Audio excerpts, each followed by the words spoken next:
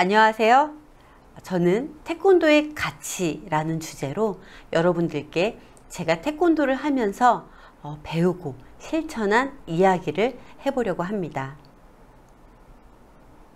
강연의 순서는 다음과 같이 태권도의 의미, 그리고 제가 태권도로 아프리카를 만난 이야기, 이 순으로 진행하려고 합니다. 저의 이름은 전난이고요. 저는 11살에 처음으로 태권도를 시작해서 고등학교 시절엔 태권도 겨루기 선수로 운동을 했고요. 지금은 격파 선수로 대회에 참여하고 있습니다. 자, 여러분, 일단 제가 준비한 영상을 먼저 보신 다음에 다시 이야기를 할게요.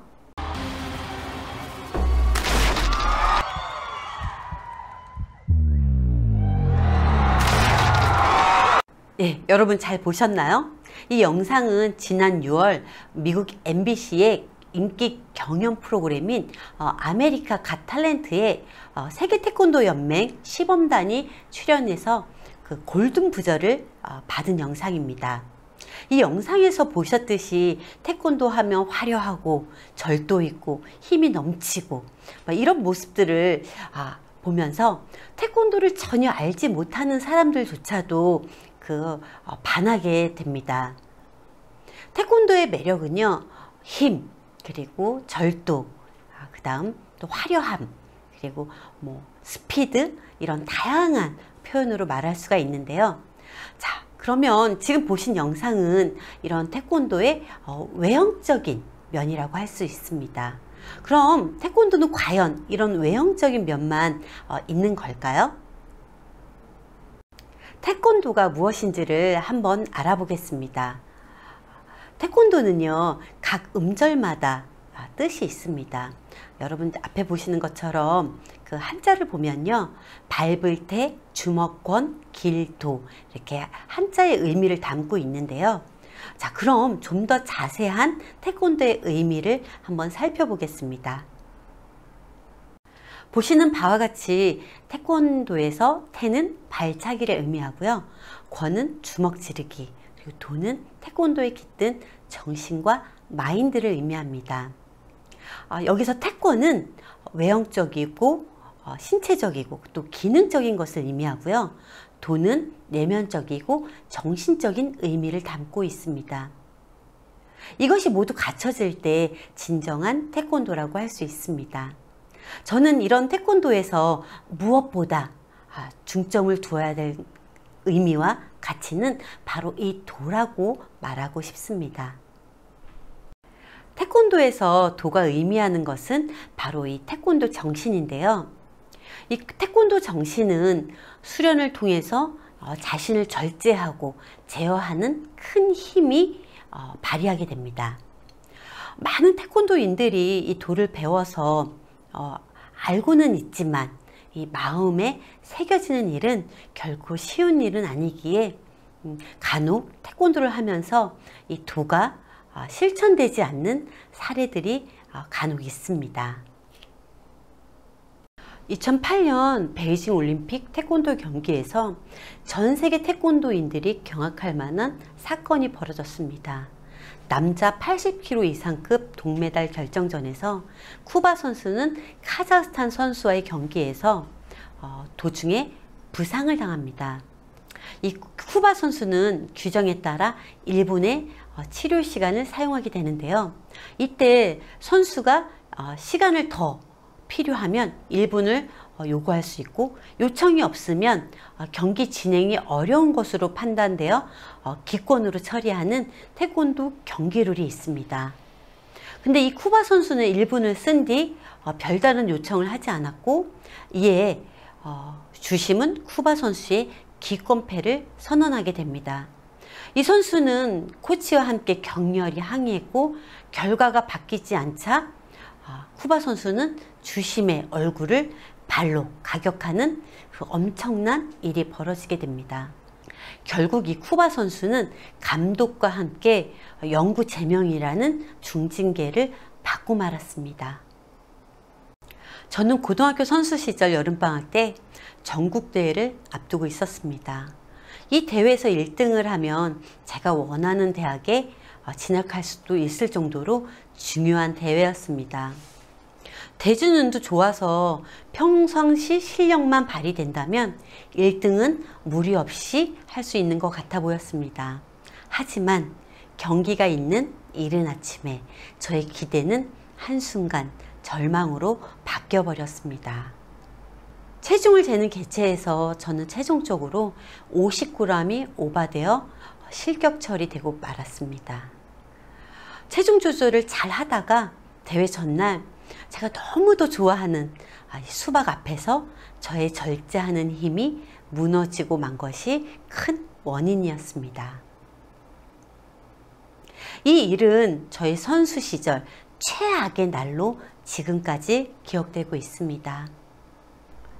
앞서 보셨던 쿠바 선수나 제 이야기는 태권이라는 기능적인 부분에만 온 초점이 맞추어 도라는 그 절제의 정신 수련이 되지 못한 사례들입니다.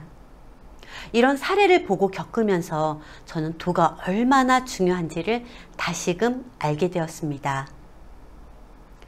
저도 예전에는 태권이라는 그 보이는 것에만 치중해서 태권도를 수련하고 또 누군가를 지도했었습니다. 하지만 태권도를 더 많이 알아가고 수련할수록 도가 마음에 새겨지는 것이 얼마나 중요한지를 생각하게 되었습니다.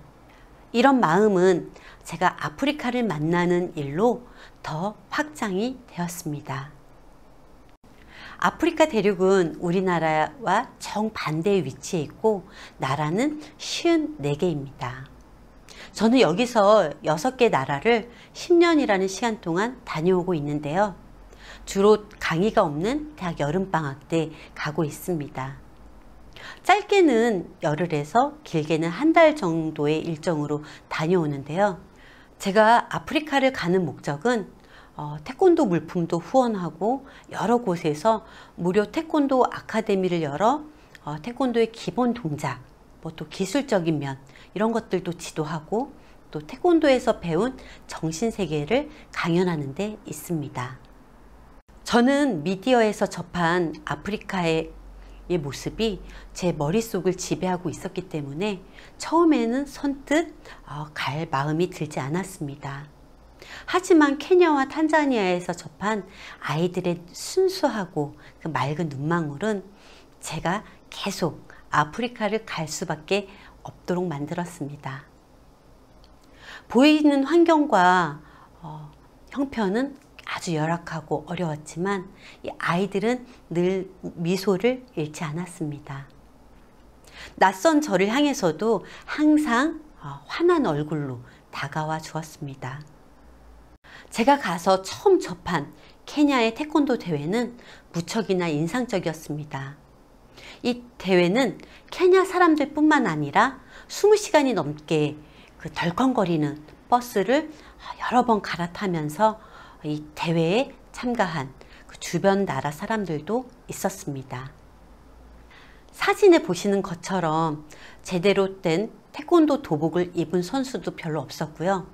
그리고 1단을 의미하는 검은 띠를 맨 선수들도 그리 많지 않았습니다.